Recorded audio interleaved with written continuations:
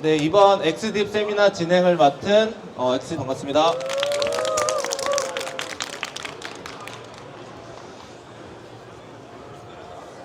제가 이거 세미나를 신청을 하고 이렇게 오픈된 공간인지 몰라가지고 굉장히 몰랐다가 이제 여기 와서 알게 돼가지고 좀 긴장을 많이 해서 어떤 말을 어떻게 이해해야 될지 모르겠지만, 그리고 또 제가 직업이 강사이긴 한데 이렇게 많은 사람 앞에서 교육을 하는 건 처음이라 가지고 뭐 말이 어떻게 흘러갈지 모르겠어요. 그래서 어쨌든 최대한 유익한 시간이 되도록 진행을 해보도록 하겠습니다. 네, 그리고 주말에 아침인데 여기까지 와주셔서 세미나를 참석해 주신 분들에 다시 한번 감사 말씀드리겠습니다.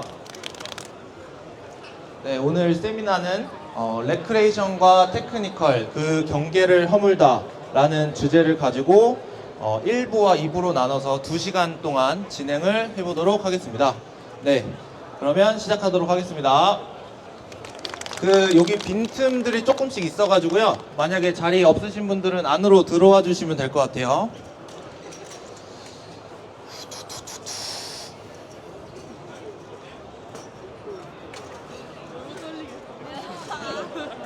그리고 참고로 저희 SDI 장학생 강사 친구들이 꽤나 많이 와 있는데 대답을 잘 해주셨으면 좋겠습니다. 네. 다들 강사님들이시기 때문에 네, 이제 진행을 해보도록 하겠습니다.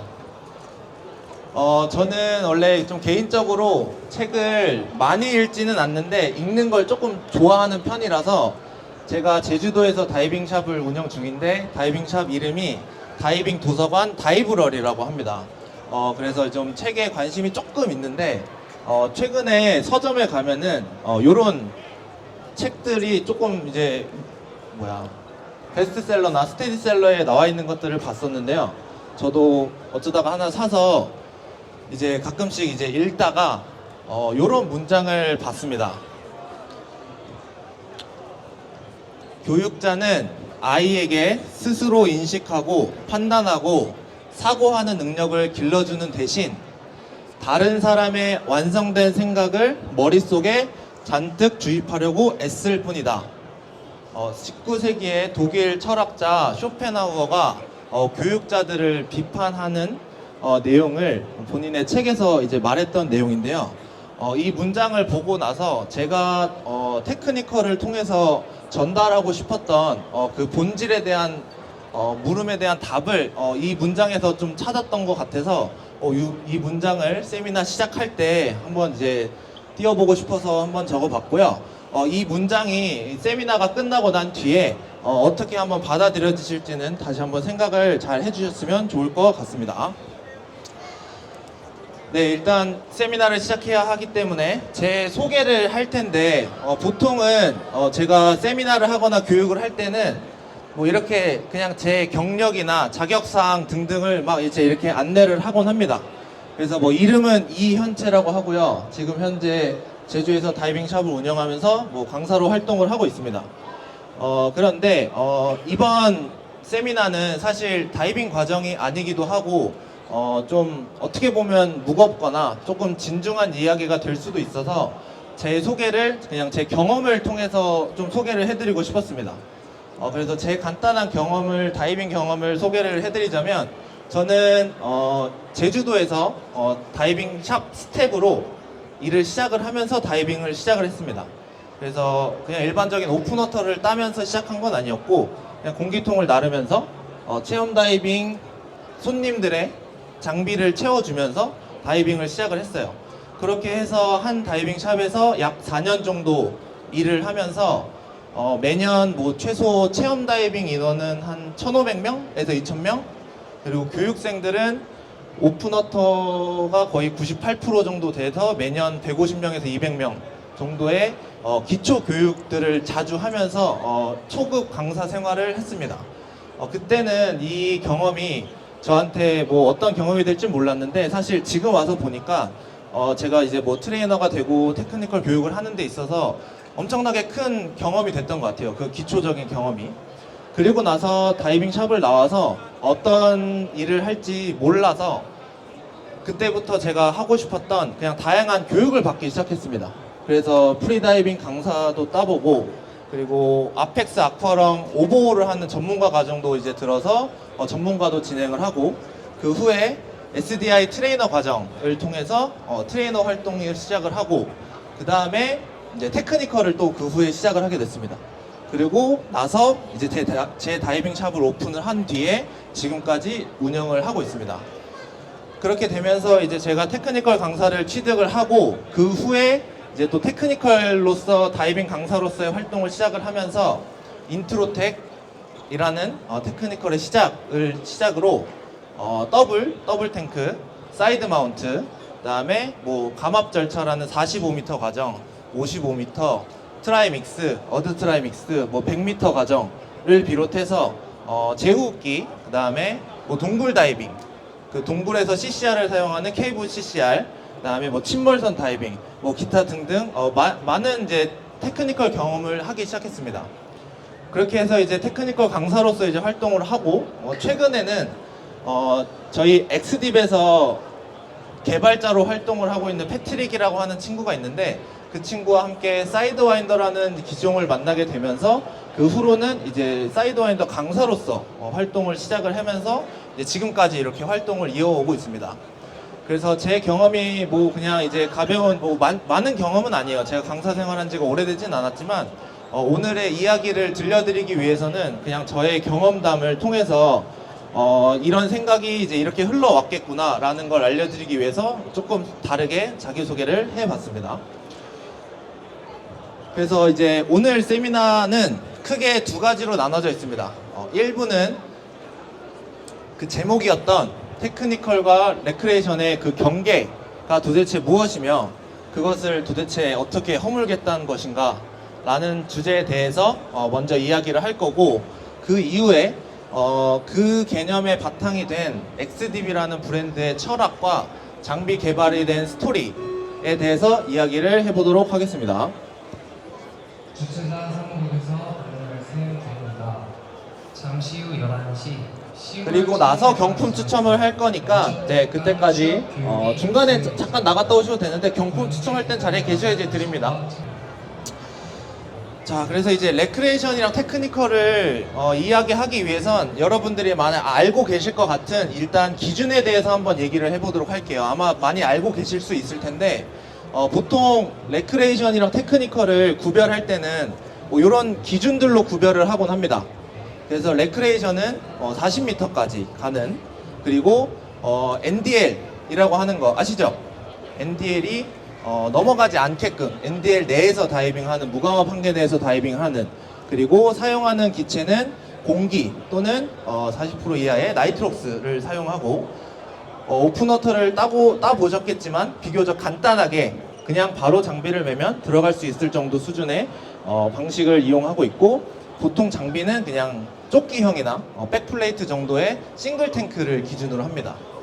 그거에 비해서 테크니컬이라고 하는 다이빙은 수심은 꼭 뭐 깊어야 되는 건 아니지만 최대 수심은 교육 수심으로는 100m 정도까지 진행을 하고, 당연히 이제 NDL이 넘나드는 다이빙을 당연하게 하게 되고, 그 다음에 기체는 에어나 나이트록스 뿐만이 아니고 100% 산소라든지 아니면 트라이믹스 같은 헬륨이 섞인 기체까지 보통 사용을 하곤 합니다. 그리고 테크니컬 경험이 조금이라도 있으신 분들은 싱글보다는 훨씬 좀 복잡한 것들이 있죠. 더블 탱크나 사이드 마운트 조립부터 시작을 해서 들어가는 과정, 그 다음에 뭐 데코 탱크, 팀원들과의 결합 뭐 등등등이 조금 더 복잡한 편입니다. 그리고 장비로서는 더블 탱크, 그리고 사이드 마운트, 뭐 데코를 사용하는 거, 그 다음에 제호기까지 이렇게 다양한 장비들을 보통은 사용합니다. 이런 내용들을 다 아시죠? 많이 알고 계실 거예요. 그런데 사실 이 기준만 본다고 하면 대부분의 사람들이 테크니컬을 위험하다고 생각을 합니다. 보통 그렇게 알고 있죠. 수심이 깊어지면 위험하고, 장비가 많아지면 망가질까봐 위험하고, 감압이 걸리면 감압을 못 풀까봐 위험하고, 뭐 제호기 같은 경우는 망가졌을 때 더 큰 문제가 생길까봐, 기타 등등의 위험성을 많이 생각을 하곤 합니다. 그런데 일단 이 위험성에 대해서 오늘 계속 얘기를 하게 될 건데, 미리 한번 체크를 하고 가야 될 게, 여러분들이 다이버이시거나 강사님이시라면 다이빙을 하지 않는 여러분들의 부모님 같은 경우엔 보통 뭐라고 하죠? 위험하다고 하죠. 그럼 여러분들 뭐라고 하세요? 괜찮다 그러잖아요. 그렇죠? 근데 그런 분들이 테크니컬을 하는 사람들한테는 뭐라고 할까요? 그건 위험해. 이렇게 얘기를 합니다. 근데 더 웃긴 건 테크니컬을 하는 사람도 제호흡기를 하는 사람한테는 또 위험하다 그래요. 그리고 제호흡기를 하는 사람들은 제가 쓰고 있는 사이드와인더라는 장비가 있는데 제호흡기 종류가 크게 두 가지가 있는데 전자식이 있고 이제 메카닉식이 있거든요. 근데 메카닉식은 이제 조금 기본적으로 내가 어느 정도 조절을 해야 되다 보니까 ECCR을 사용하면 MCCR이 위험하다고 합니다. 그러니까 결국엔 다 위험하다고 해요. 근데 위험하지 않는다고 하는 이유는 결국엔 내가 잘 알고 있기 때문에 위험하지 않다고 얘기를 하는 거거든요. 그런 개념에서 봤을 때는 사실 테크니컬이라는 걸 이런 기준으로만 위험하다고 얘기하기는 조금 어렵습니다. 여러분들이 부모님한테 위험하지 않다고 얘기하는 것과 같은 개념이라고 보시면 돼요. 그래서 오늘 그 경계를 허물기 위한 그 기준이 뭐냐면 이런 외적인 기준이 아닙니다. 테크니컬은 기본적으로 테크니컬을 제대로 한다고 하면 사실 이런 부분이 조금 더 중요합니다. 테크니컬 다이빙을 할 때는 레크레이션에서는 계획이란 게 사실 크게 없죠. 강사님 따라가고 뭐 70바 되면 턴하고 언제 올라오고 뭐 SMB 쏘고 뭐 요 정도가 될 텐데 테크니컬 같은 경우는 어떤 수심을 들어갈 것이며 그 수심에서 몇 분을 머무를 거고 언제 어떤 기체로 바꿔 물 것이며 그러고 나서 다이빙이 끝났을 때 내 다이빙 타임이 몇 분이 될 거고 그때 남았던 기체가 몇이 될 건지 완벽한 제2의 성향으로 완벽하게 계획을 세우곤 합니다. 그래서 다이빙을 시작할 때 레크레이션 다이빙은 그냥 들어가면 돼요. 장비 메고. 근데 테크니컬은 그렇게 할 수가 없어요. 준비가 필요합니다. 장비도 준비해야 되고 기체도 준비해야 되고 계획도 세워야 되고 팀원도 준비해야 되고 기타 등등. 그리고 레크레이션은 백업 시스템이라는 게 거의 없어요. 레크레이션에서 백업이 뭐 있는 줄 아세요? 레크레이션에서 백업 보조호흡기 정도가 있는데 테크니컬에서는 내가 쓰는 기체에 대한 백업 그리고 다이빙 컴퓨터 그 다음에 다이빙 마스크 랜턴 나이프 이런 것들을 백업 시스템으로 챙기곤 합니다. 이걸 챙기는 이유는 그냥 챙기는 게 아니라 필요해서 챙기는 거거든요. 그러면 여기서 질문을 하나 드리겠습니다. 질문을 맞추시면 경품을 하나 드릴 건데 나이프를 드릴게요. 요거 폴더 나이프. 백업 마스크 중에 백업 시스템 중에 다이빙 마스크를 챙깁니다. 근데 오리발은 안 챙겨요. 마스크는 챙기고 오리발은 챙기지 않습니다. 다이빙 마스크를 챙기는 이유가 뭘까요? 잘 안 들려요. 깨질 위험이 있어서 아닙니다. 여기 분부터. 기체 교체할 때 네. 모여서 맞습니다. 말도 안 돼. 왜? 제 후배가 받아버렸어요. 뭐 교체할 때뿐만이 아니고 내가 봐야 할 다이빙 컴퓨터의 수심, 감압 시간을 못 보기 때문입니다. 여러분들이 레크레이션 다이빙 할 때 만약에 마스크가 문제가 생겼어요. 그럼 어떻게 하면 돼요? 그냥 올라가면 됩니다. 아무 문제가 없어요. 근데 감압 다이빙을 하는 중이라고 하면 당장 올라갈 수가 없습니다. 그쵸? 그렇게 되면 내가 지금 있는 수심과 남은 감압 시간을 보기 위해서는 어쩔 수 없이 마스크를 써야 돼요. 근데 오리발은 그렇게 챙길 필요가 없죠. 여러 가지 이유에 의해서 그렇습니다. 그 다음에 레크레이션은 다이빙하는 방식 자체가 아까도 간단하게 얘기했지만 누군가를 따라가는 다이빙입니다. 보통 다 그렇게 하죠. 뭔가 개척하는 다이빙은 없잖아요. 강사님이나 가이드가 있고 그 뒤를 따라다니는 다이빙을 보통 합니다. 근데 테크니컬 다이빙은 어떻게 하냐면 팀원이 만약에 있다고 하면 누구든지 역할을 바꾸거나 또는 강사가 트레이너가 아니라도 모든 역할을 할 수 있는 게 테크니컬 다이빙이라고 합니다. 그래서 제가 옛날에 어떤 일이 있었냐면 감압 절차 다이버 과정을 하는데 저를 가르쳐 주시는 트레이너님이 45m에 도착을 했을 때 여러 가지 미션을 하다가 다이빙 마스크를 달라는 거예요. 자기께 문제가 있다고. 그래서 당연히 미션이겠구나 이렇게 생각을 했어요. 그리고 이제 드리고 올라와서 45m에서는 보통 20m에서 50%로 바꿔 물거든요. 이걸 바꿔 물려고 하는데 그 트레이너님의 데코 호흡기에서 2단계 커버가 날아가 있는 거예요. 그래서 그것도 미션인 줄 알았어요. 그래서 또 무슨 깊은 뜻이 있으시겠구나 라고 했는데 그걸 이제 그대로 물었다가 호흡이 안 되니까 다시 이제 바꿔 문 거예요. 그러니까 사실 그때 실제 상황이었던 겁니다. 근데 감압 다이빙을 해보시면 아시겠지만 제일 좀 대처가 번거로운 게 감압 기체의 유실이에요. 다른 것보다 여러 가지로 좀 제일 귀찮습니다. 근데 그때 제가 뭘 했냐면 저는 그때 아펙스 아쿠아령 전문가 과정으로 이제 오버를 하고 있는 중이었는데 저희 팀원들이 다 아펙스를 쓰고 있었어요. 그래서 제가 이거 오버홀 세미나 할 때 항상 하는 얘기인데 아펙스 호흡기들은 기종이 달라도 부품이 호환이 됩니다. 그래서 제가 가지고 있던 저희는 더블 탱크면 쇼도스, 로모스, 데코 탱크 이렇게 갖고 있는데 이 두 개는 안 써요. 지금 데코를 물고 있는 상태니까. 그러니까 목에 있는 호흡기의 커버를 뺏겨서 트레이너님 거에 몰려서 다시 정상적으로 하고 올라왔어요. 그때 다행히 제가 호흡기에 대한 지식이 있었기 때문에 그런 거긴 한데 만약에 그때 내가 학생이었고 그분이 트레이너님이시기 때문에 알아서 하시겠지 라는 생각만 가지고 있었다면 제가 전혀 도움이 되지 않았을 거예요. 근데 제가 도움이 됐을 수 있었던 이유는 아무리 트레이너님이라고 해도 어떤 문제가 생겼을 때 제가 도와줄 수 있다는 생각을 하고 있었기 때문에 그렇습니다. 그래서 테크니컬 다이빙에서 팀 다이빙이라고 하는 것은 뭐 리더가 있고 따라오는 팀원이 있다고 해도 리더가 어떤 걸 잘 못하고 있거나 또는 그 역할을 할 수 없는 상태가 되면 다른 팀원이 그걸 바꿔서 충분히 할 수 있어요.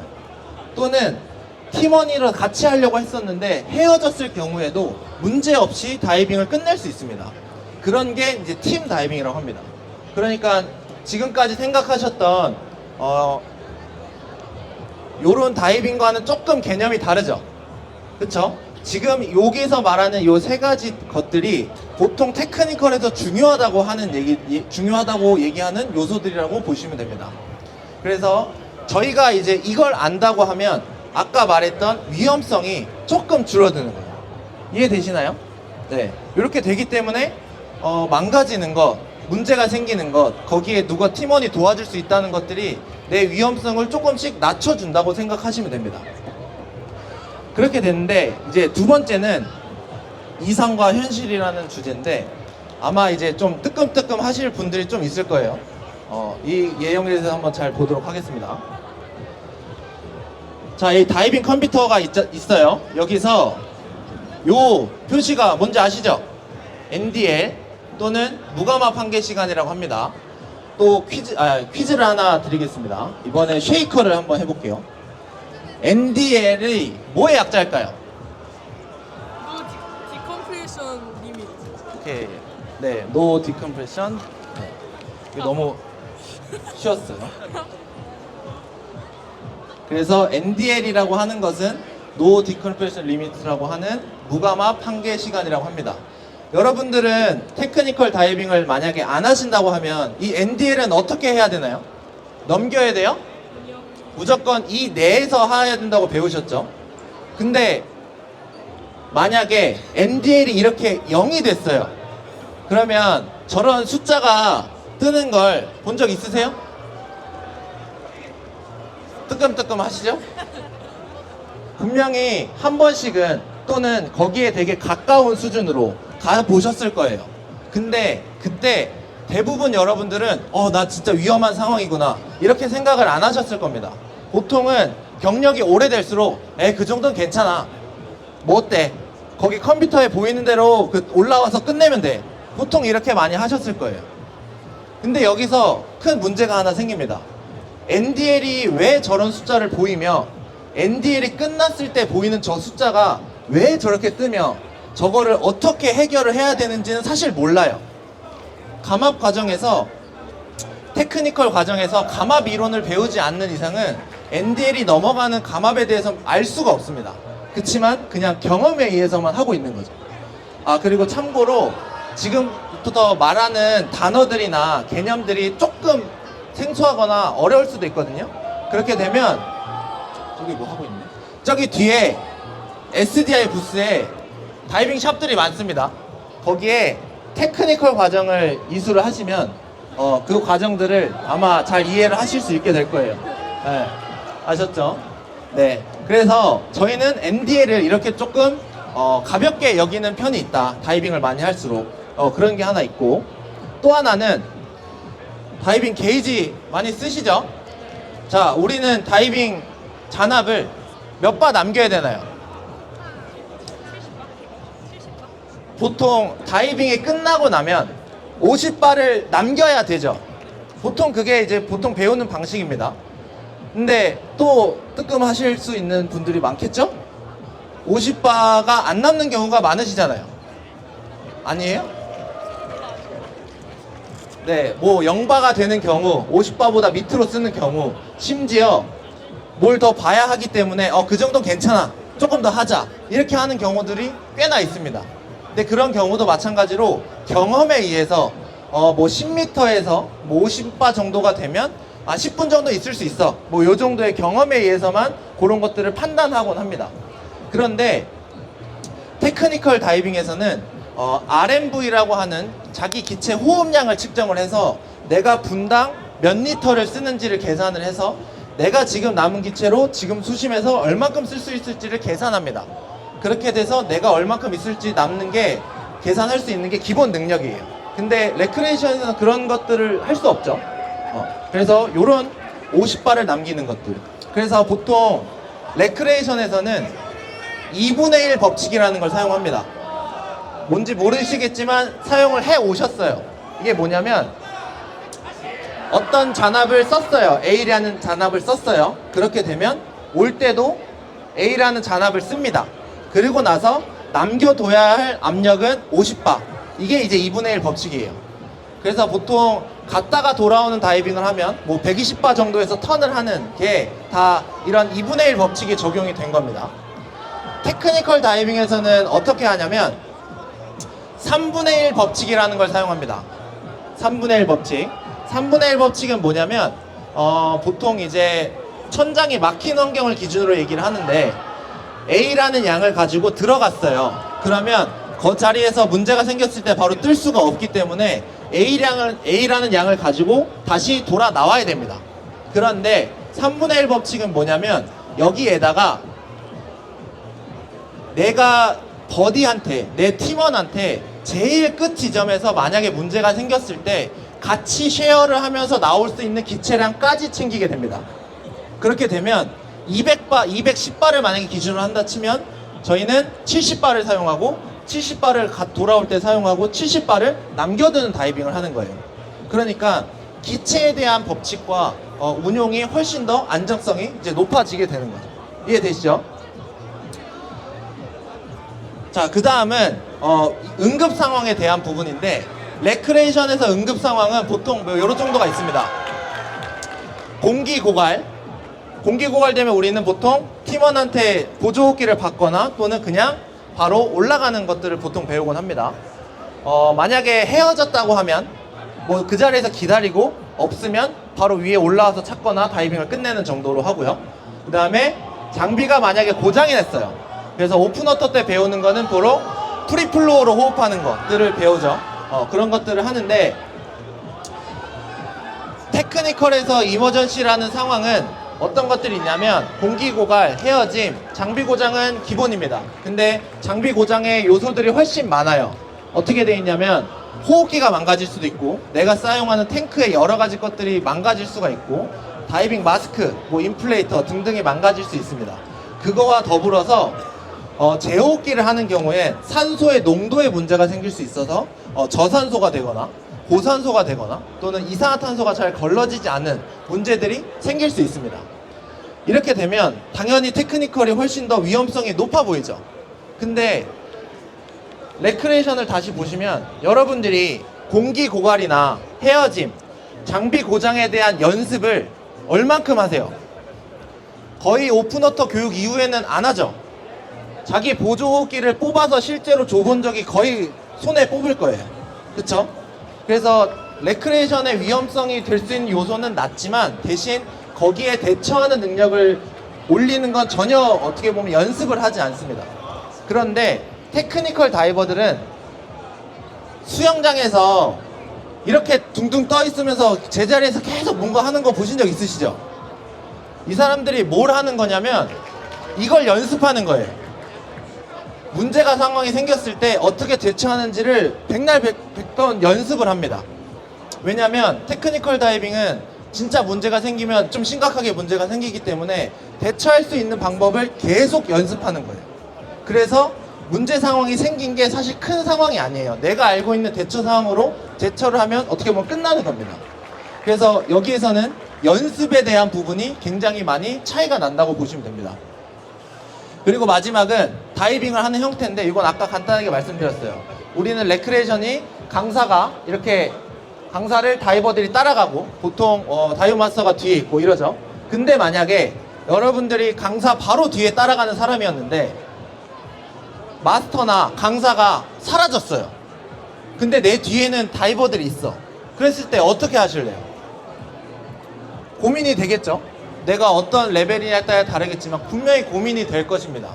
왜냐하면 나는 여기 길도 모르고 언제 끝내야 될지도 모르고 이 사람들이 무슨 상태인지도 모르고 뭐 어떻게 여기서 지금 올라가도 되는지 안 되는지를 전혀 알지 못합니다. 그쵸?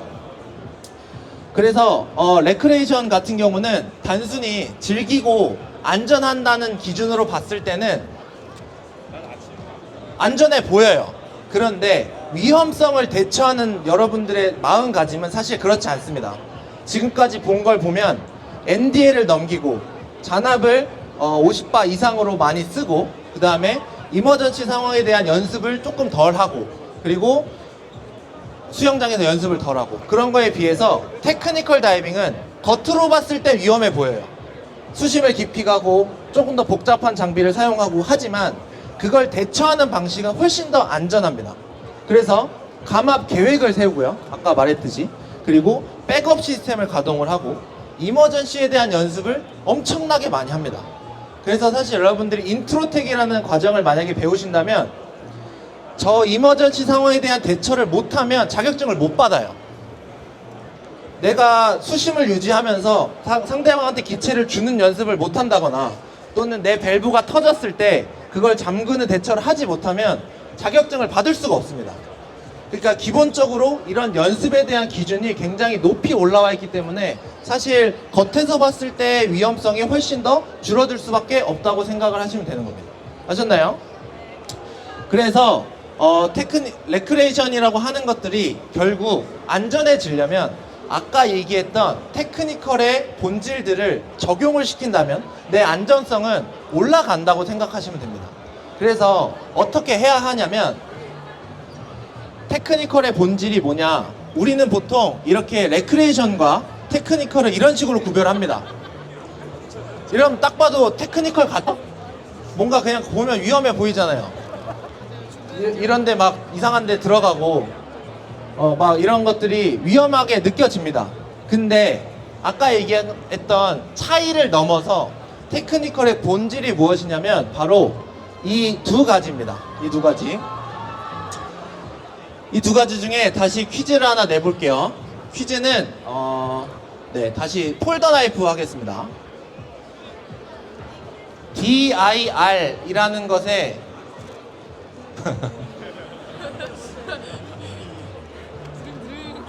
약자가 뭘까요?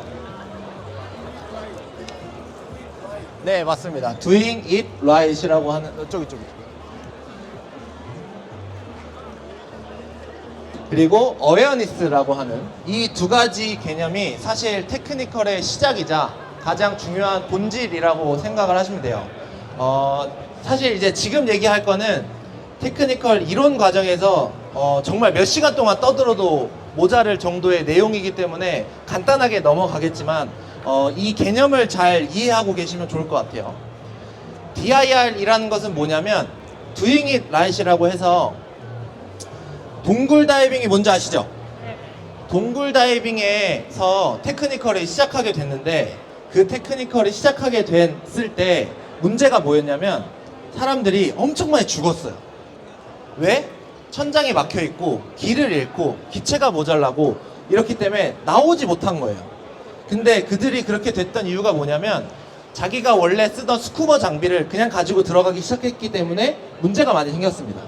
그러다가 이제 WKPP라고 하는 테크니컬 연합회 같은 느낌의 모임에서 이 단어가 나오게 된 거예요. 사람들이 너무 많이 죽으니까 좀 제발 똑바로 좀 해라 라는 개념으로 사람들한테 전파를 하기 시작합니다. 그래서 지금 여러분들이 사용하고 계시는 호가르시안 세팅이라고 아세요? 백플레이트를 사용하고 어깨 버클에 어깨 하네스, 허리 하네스, 어깨 디링, 허리 디링, 클로치 벨트부터 시작을 해서 쇼도스, 롱호스 세팅 이런 것들, 또는 사이드 마운트를 쓸 때 쓰는, 또는 데코 탱크를 쓸 때 쓰는 리깅을 잡아주는 밴드부터 시작을 해서 사이드 마운트 자체라고 하는 것은 DIR을 통해서 나오게 된 장비예요. 왜? 이제 등에 있는 게 좁은 데를 들어갈 수 없다 보니까 맨 처음에 차지 않고 들어가다가 들고 들어가다가 옆에 차기 시작한 거예요. 그런 방식으로 장비들이 개발되어져 온 겁니다. 발전이 되어져 온 거예요. 그럴 때 중심이 됐던 개념이 바로 DIR이라는 겁니다. 그래서 예를 들면 DIR은 무엇이냐면, 여러분들이 어떤 다이빙을 할 거예요. 근데 그 환경이 사이드 마운트가 필요할 수도 있고 더블 탱크가 필요할 수도 있고 제호기가 필요할 수도 있어요. 예를 들면 동해 바다에서 사이드 마운트를 하는 게 엄청 편하지는 않죠. 일단 내피를 많이 입어야 되고 배들이 이제 너무 이제 열심히 다니고 그리고 빨리 내려야 되고 빨리 올라와야 되고 하니까 조금 불편한 편입니다. 거기에 비하면 더블 탱크는 괜찮겠죠? 일단 등에 매는 거니까. 뭐 이런 걸 선택할 수도 있고, 또는 상황에 따라선 기체가 많이 필요한 4-5시간 다이빙을 해야 하는데 그때 공기를 그러니까 오픈 서킷을 가져간다고 하면 내가 가져가야 될 탱크가 너무 많아져요. 그럴 때는 제호기라는 것을 선택할 수도 있습니다. 이런 것처럼 장비에 대한 선택이 될 수도 있고요. 또는 세팅이 될 수도 있어요. 여러분들이 목에 걸고 있는 호흡기는 보통 이런 호흡기에다 90도 엘보를 보통 사용을 합니다. 근데 이걸 보고 레크레이션 다이버들이 90도나 또는 360도 돌아가는 것들을 편하기 위해서 씁니다. 이런 선택들이 어떻게 보면 DIR의 개념에서 왔다고 보면 돼요.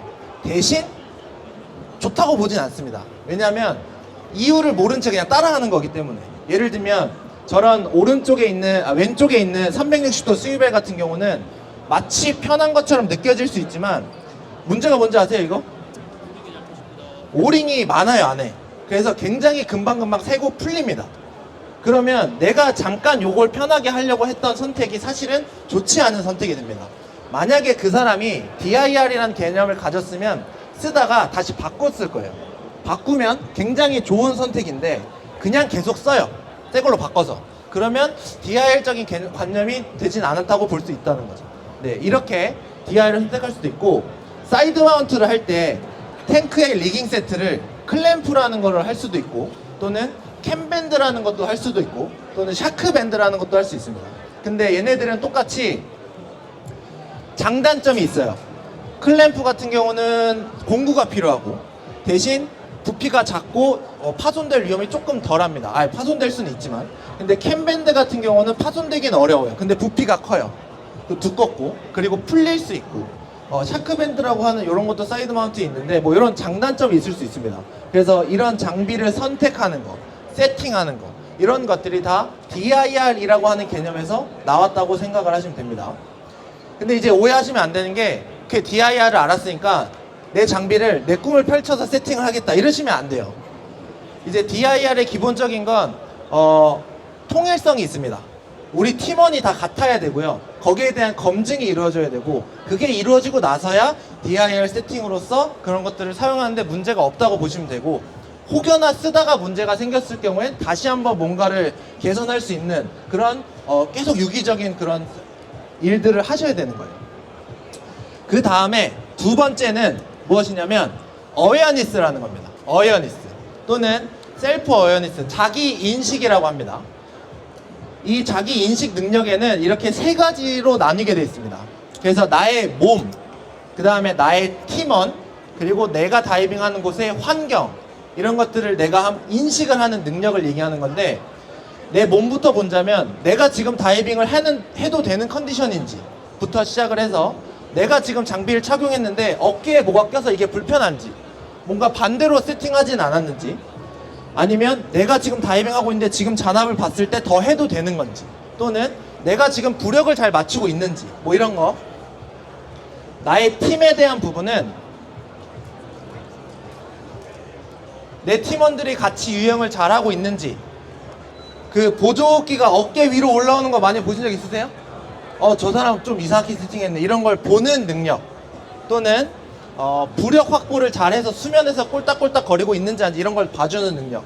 또 마지막 환경 같은 경우는 다 물속에 들어갔는데 수면 조류가 굉장히 강해요. 우리 팀원들이 아직 안 내려왔어요. 그랬을 때 수면 조류가 강해서 수면에서 멀어질 수도 있겠구나, 이런 것들이라든지, 생각보다 물속에 들어갔는데 시야가 안 좋은 거예요. 나 랜턴이 없는데, 우리 지금 팀원이 6, 7명 있는데 그러면 헤어질 수도 있겠는데, 이런 생각을 할 수 있는 거. 또는 물에 들어갔더니 내가 입었던 슈트보단 생각보다 차가운 거예요. 그래서 내가 계획했던 다이빙을 못할 수도 있을 것 같아, 예를 들면. 이런 것들이 바로 어웨어니스 능력이라고 하는 건데, 이걸 잘하는 사람이 누군지 아세요? 이걸 그나마 잘하는 사람들은 내가 아니고, 그나마 다이빙 강사님들, 다이빙 가이드 하시는 분들, 누군가를 이끌어야 하는 사람들은 이걸 잘할 수밖에 없어요. 그렇지 않아요? 그러지 않으면 위험성이 올라가거든요. 근데 여러분도 아실 거예요. 지금 제가 한 얘기를 잘 지킬 수 있고 내가 그걸 인지하는 능력이 올라간다면 나의 안전성은 올라갈 수밖에 없습니다. 그래서 테크니컬 다이빙 교육을 할 때는 이 어웨어니스 능력을 높이는 것들을 굉장히 많이 합니다. 그래서 뭐 저는 많이 사용을 하긴 하지만, 이제 뭐 수영장에서 뭔가 기준점을 하나 두고 막 스키를 해요. 그러다가 틀어지거나 수심을 잃거나 하면 랜턴으로 이제 막 난리를 칩니다. 정신 차리라고. 근데 그게 마치 막 뭐라고 강압하는 거일 수도 있지만, 그 사람이 어떤 스키를 할 때 어웨어니스 능력이 떨어진다면 호흡기는 잘 바꿔 물었는데 수면에 있을 수도 있는 거예요. 그러면 의미가 없어요, 그걸 하는 능력이. 그렇기 때문에 그 어웨어니스 능력을 올리기 위해서 여러분들이 계속 연습을 해야 되는 거예요. 그 어웨어니스 능력 올리기 위해서.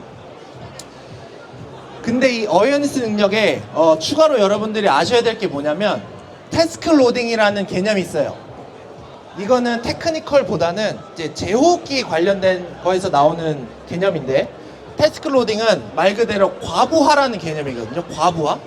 그래서 이 사진을 잘 보세요. 지금 저 빨간색 동그라미 친 차가 곧 좌회전을 해야 돼요. 그래서 어찌어찌 들어갈 거예요. 근데 여러분들이 운전 경력이 20년이 되고 엄청 베테랑인데, 저 때 핸드폰을 할 수 있을까요? 핸드폰을 하면서 저걸 할 수 있을까요? 못하겠죠. 근데 일반적인 정속 주행을 하고 앞에 차가 없고 엄청 편안하게 하면 핸드폰 정도는 할 수 있을 거예요. 이 태스크 로딩이라는 건 뭐냐면, 내가 아무리 어웨어니스 능력이 좋더라도 다른 일들이 생길 수 있는 가능성을 높이 만들어 놓으면 나의 어웨어니스 능력은 무조건 떨어질 수밖에 없는 겁니다. 예를 들면 저조차도 제가 사용하고 있는 제호흡기에 PO2를 산소 부분화를 맞추는 건 얼마든지 잘해요. 근데 제가 데리고 간 다이버들이 2명이 다, 한 명은 위로 뜨고 한 명은 밑으로 가라앉고 뭐 난리가 났어요. 그러면 제 걸 찾을 수 있는 능력이 떨어질 수밖에 없습니다. 이것은 연습으로 어떻게 할 수가 없어요. 그래서 이 어웨어니스 능력을 발휘하기 위해서는 이 태스크 로딩이 걸리는 일들을 없애버려야 됩니다. 그 대표적인 게 여러분들이 그나마 다이빙 하는 동안 연습하는 부력 조절입니다. 부력 조절. 여러분들이 유영을 하는데 부력 조절이 어렵다면 다른 것도 굉장히 어려워져요. 그래서 강사님들이 사라지고 내가 봐야 될 걸 못 보게 돼요. 근데 최소한 부력 조절을 잘하게 된다면 내가 볼 수 있는 시야가 조금이라도 넓어지고 내가 따라다니는 강사님을 조금이라도 더 잘 따라갈 수 있어요. 그래서 이 어웨어니스 능력을 올리면서 필요한 게 태스크 로딩에 걸릴 수 있는 요소들을 제거하는 겁니다. 거기에 첫 번째가 바로 연습이에요. 연습을 하지 않으면 내 베이직 스킬이, 여기 보시면 왼쪽에 이게 그 사고 슬로프라고 하는 개념인데, 왼쪽에 베이직 스킬들이 조금씩 문제가 생기기 시작하면 그게 쌓이고 쌓여서 비상 기술을 써야 하는 일들로 갑자기 급격하게 떨어진다는 겁니다. 그 슬로프로. 근데 어떤 누가 와도 저런 비상 기술 슬로프에 빠져들게 되면 대처를 잘할 수 있을지는 아무도 몰라요. 그래서 저기서 대처를 잘하는 방법을 키우는 게 아니라 저렇게 되지 않게끔 연습을 많이 하는 겁니다. 이해되시나요? 그런 것들이 이제 어시던스 슬로프나 어웨어네스라고 하는 건데, 그러면 그 도대체 어떻게 하라는 거냐? 그렇잖아요? 어떻게 하는 거냐면 이게 뭔지 아세요? 이게 뭐냐면 저기 뒤에 SDI 부스에 가시면 테크니컬 과정을 등록할 수 있어요. 그렇게 하시면 다 할 수 있습니다. 그러면 이렇게 많은 TDI의 과정들을 배우실 수 있어요. 손쉽게. 돈만 있으면 돼요. 네, 저기 막 경품도 주고 해요. 등록하시면 돼요.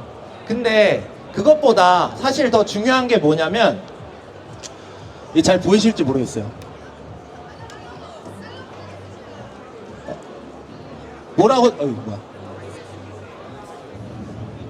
뭐라고 적혀 있죠?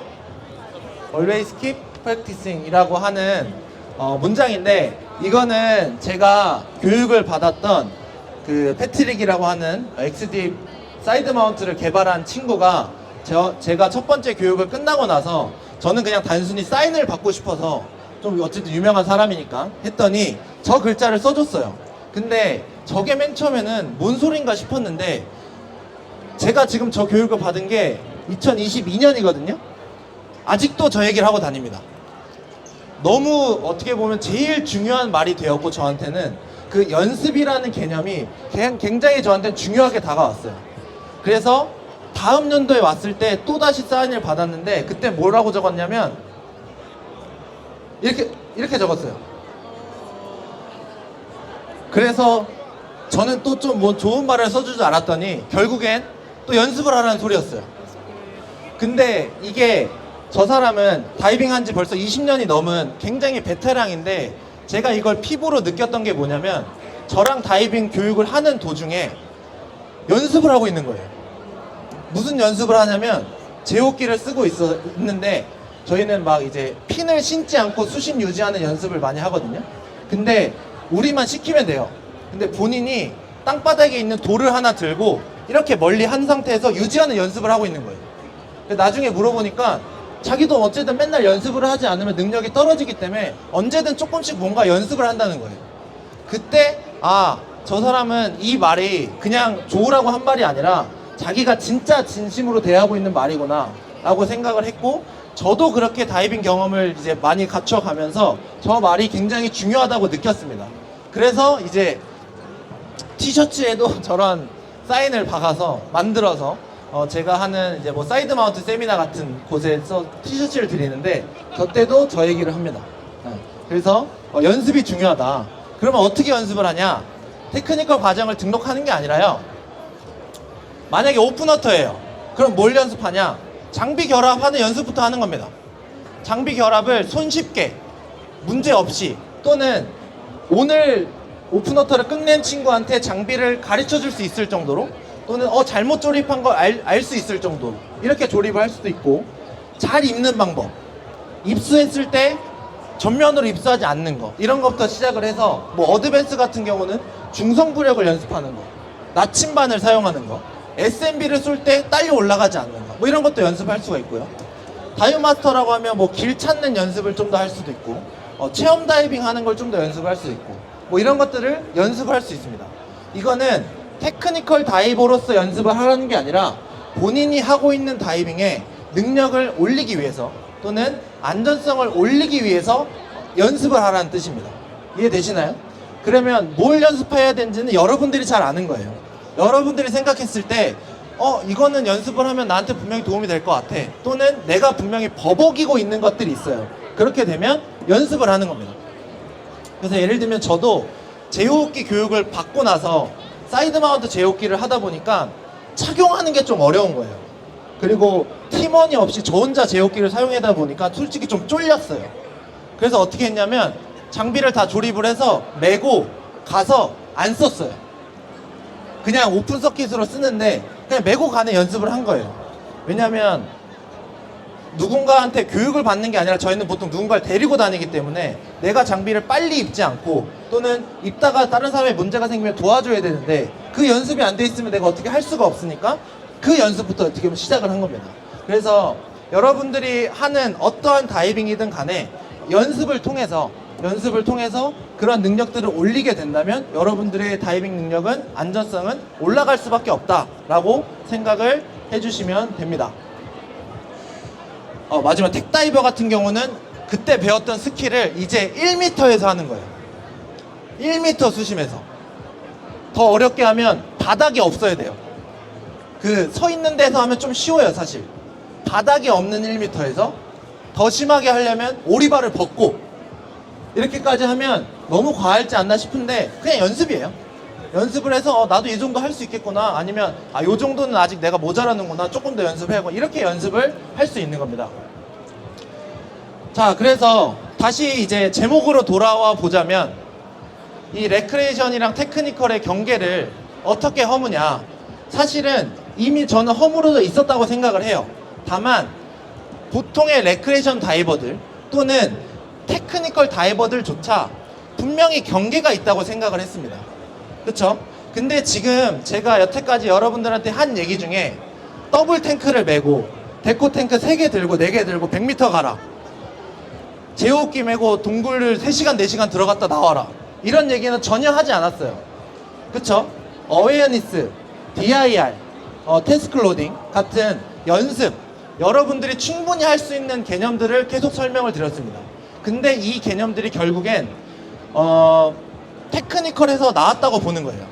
그렇기 때문에 저는 이 레크레이션과 테크니컬의 경계를 허물어야 지금 같은 본질을 잘 아시고 그리고 그 개념을 계속 유지를 하고 계셔야 굳이 구별을 하지 않는, 그리고 안정성이 높아질 수 있는 그런 다이빙을 할 수 있다고 봅니다. 그래서 다시 한번 아까 얘기했던 이 교육자라는 사람이 내가 아는 것을 그냥 이 사람 머릿속에 주입하는 것이 아니라 그 사람이 혼자서 할 수 있는 능력을 키우게끔 하는 게 저는 제대로 된 교육자라고 생각을 해요.